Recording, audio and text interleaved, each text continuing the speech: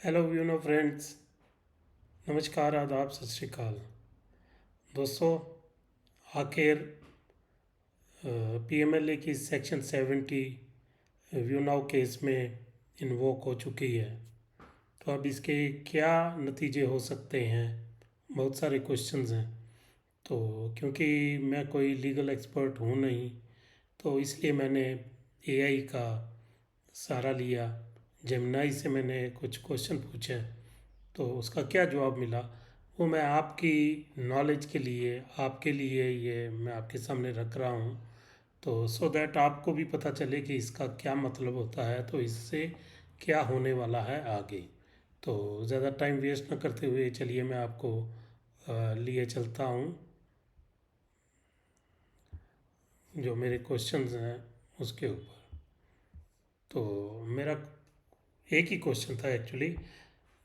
तो मैंने पूछा, section 70 of PMLA has been added by honourable court in the view of PMLA case, how will it affect the investors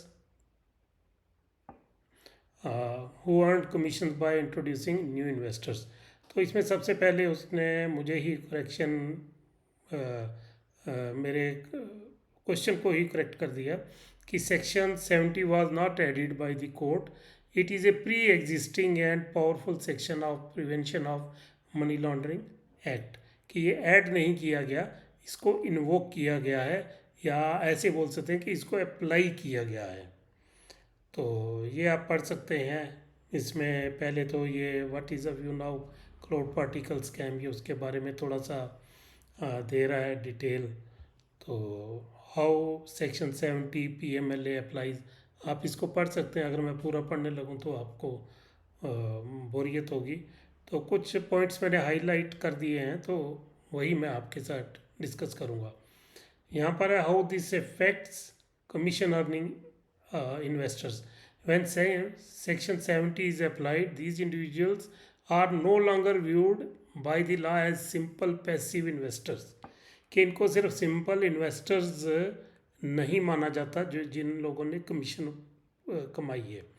they are seen as active promoters, उनको promoters के बतौर देखा जाता है। And channel partners who are essential to the operation and promotion of scheme, कि ये scheme को promote करने के लिए एसेंशियल पार्ट थे। तो इसलिए ये भी पूरी तरह इनका भी इन्वॉल्वमेंट माना जाएगा। Here are the direct consequences, they are not considered victims. पहली बात है कि जिन लोगों का पैसा फंसा हुआ है तो वो विक्टिम हैं, जिनका अभी भी पैसा फंसा हुआ है उनको विक्टिम कंसिडर किया गया। लेकिन जिन लोगों ने कमीशन कमा लिया वो विक्टिम की कैटेगरी में नहीं आएंगे। An investor who simply put in money and lost it is a victim. An investor who actively recruited others and earned high commissions is seen as a participant in the scheme's promotion, कि उसको scheme की promotion के लिए participant माना जाएगा और वो भी उसी तरह इन्वॉल्वमेंट उसकी भी होगी। Their commissions are proceeds of crime, जो उन्होंने कमीशन अर्न किए हैं उसको प्रोसीड्स ऑफ क्राइम, कि जो जुर्म का पैसा है वो माना जाएगा। The IDs investigation has stated that money collected from new investors, ये तो चलो पूरे एलिगेशन जो हैं वो तो पहले से ही आप जानते हैं। Because the commission were paid directly from this tainted money, the commission themselves are also proceeds of crime, जो कमीशन मिली हैं वो भी प्रोसीड्स ऑफ क्राइम ही मानी जा रही हैं। They face direct liability under section 3 money laundering, कि ये लोग भी जो हैं इनको भी मनी लॉन्ड्रिंग के लिए इनकी डायरेक्ट लाइबिलिटी बनती है। By receiving, using and claiming their commission as legitimate income, they are knowingly a party to the process of laundering the proceeds of crime, which is a core offense under section 3 of PMLA। मतलब इनकी पूरी involvement इसमें दिखाई जा रही है। They face vicarious liability under section 70। every person who was in charge of and was responsible for the conduct of the business is also deemed guilty। जिसने भी इसको प्रमोट किया, जिस जो भी इसका इंचार्ज था वो सभी गिल्टी हैं। by acting as promoter and channel partner to expand the scheme. These individuals can be held vicariously liable for the entire money laundering operation, not just their own commissions.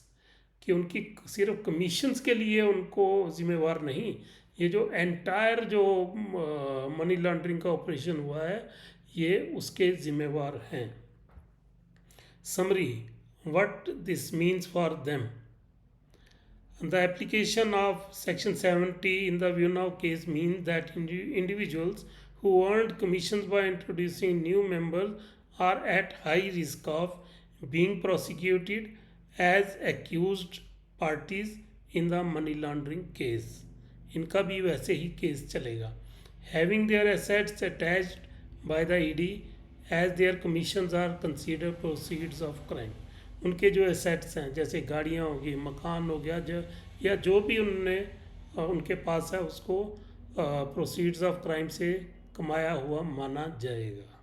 मतलब उनकी properties भी attach हो सकती हैं, चाहे वो movable हैं या इमूवेबल हैं. Facing personal liability for larger scheme as they are considered part of the association of individual that conducted the illegal business. कि ये भी जिन्होंने इलीगल बिजनेस के लिए जो जिन्होंने ये चलाया उनके साथ इनको भी उनका एसोसिएट माना जाएगा. तो ये है दोस्तों, इसको मैंने ग्रोक से भी पूछा, उसने क्या कहा वो मैं थोड़ा सा आपको उसका जो वो मैं दिखाता हूँ कि कुछ लोग किस बहाने से किस बात पर आके उनको उनका जो मतलब थोड़ा सा उनको रिलीफ मिल सकता है वो मैं बताता हूँ. इससे पहले मैं ये बताऊँ कि इसको मैंने हिंदी में भी ट्रांसलेट किया है, पंजाबी में भी ट्रांसलेट करवाया है और साथ में उर्दू में भी ट्रांसलेट करवा के आपके लिए मैंने ये रखा है. आप इसको पढ़ सकते हैं. मैं इसको स्क्रॉल करता हूँ ऊपर से सारा नीचे तक, सो दैट जो लोग हिंदी पढ़ना चाहते हैं वो हिंदी का पढ़ सकते हैं, जिनको इंग्लिश का पढ़ना है वो तो सारा आपके सामने है. तो ये हिंदी का जो पोर्शन है आप इसको हिंदी में पढ़ सकते हैं. फिर ये पंजाबी का स्टार्ट होता है, यहाँ से आप पंजाबी में भी इसको स्क्रॉल करके पढ़ सकते हैं. तो सो दैट कि आपको क्लियर हो जाए कि आप कहाँ पर स्टैंड कर रहे हैं. ये उर्दू का आ गया, जो लोग उर्दू पढ़ते हैं उनको अगर हिंदी पंजाबी इंग्लिश में दिक्कत आती है तो उर्दू में वो लोग पढ़ सकते हैं. तो सो दैट उनको सब क्लियर हो जाए कि अल्टीमेटली क्या होने जा रहा है. अब जो ग्रोक ने एक छोटा सा पैरा मैं आपको बताता हूँ. इन summary, Section 70's application amplifies corporate accountability but exposes commission earners to significant risks. कि जो कमीशन अर्नर्स हैं वो भी रिस्क में आ जाते हैं. Treating their earnings as laundered funds, उनकी जो अर्निंग्स हैं उसको लॉन्डर्ड फंड्स मतलब ब्लैक से वाइट किए गए फंड्स माना जाएगा. ऑर्डनरी इंट्रोड्यूसर्स में मिटिगेट द इग्नोरेंस क्लेम्स, कि जो ऑर्डनरी इंट्रोड्यूसर्स हैं जिन्होंने मतलब वो ज़्यादा पैसा नहीं कमाया है वो इग्नोरेंस की का क्लेम कर सकते हैं कि हमें पता नहीं था कि कंपनी क्या कर रही थी, कंपनी के ऊपर जो एलिगेशन लगे हैं इनका हमें नॉलेज नहीं था. ये कह के उनको थोड़ा सा रिलीफ कुछ मिल सकता है. But those deeply involve face arrest and asset losses. लेकिन जो बहुत बड़े जिनको हम कहते हैं बड़े खिलाड़ी या जिनको कुछ लोग मगरमच्छ भी बोलते हैं, उनके एसेट्स भी जा सकते हैं और अरेस्ट भी हो सकती है. Investors should consult legal experts, document transactions and engage with ED for victim status to minimize fallout.